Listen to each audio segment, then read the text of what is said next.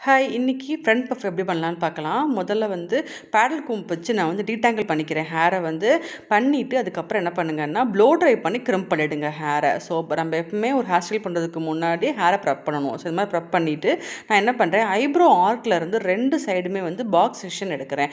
ஃப்ரண்ட்லேருந்து எடுங்க, front puff பண்ணும்போது முன்னாடி நின்றுக்கோங்க. ஸோ, இந்த மாதிரி வந்து நான் என்ன பண்ணுறேன், பின்னாடியுமே வந்து பாக்ஸ் செக்ஷன் வந்து எடுத்துக்கிறேன். ஸோ, பார்க்குறதுக்கு இப்படி தான் இருக்கணும். நீங்கள் ஃப்ரண்ட்லேருந்து பார்க்கும்போது பாக்ஸ் ஷேப்பில் இருக்கும். ஸோ, இந்த மாதிரி நீங்கள் வந்துட்டு செக்ஷன் எடுத்துட்டு இதுக்கப்புறம் பேக் கோம்பிங் பண்ணணும்.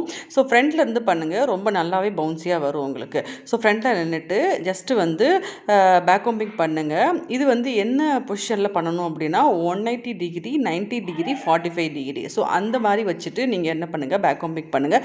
ஒவ்வொரு டைமும் பேக் கோம்பிங் வந்து ரூட் வரைக்கும் பண்ணிவிட்டு ஹோல் ஸ்ப்ரே அடிச்சுக்கோங்க.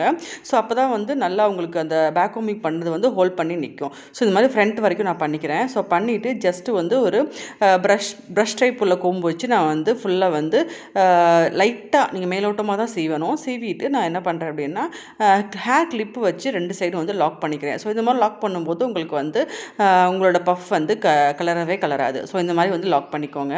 ஸோ, நான் இங்கே வந்து ஒரு மீடியம் ஃப்ரண்ட் பஃப் வச்சுருக்கேன். ஸோ, உங்களுக்கு எந்த அளவுக்கு வந்து பஃப் வேணுமோ நீங்கள் அந்த அளவுக்கு பேக் கோம்பிங் பண்ணிங்கன்னா அதில் உங்களுக்கு பஃப் கிடைக்கும்.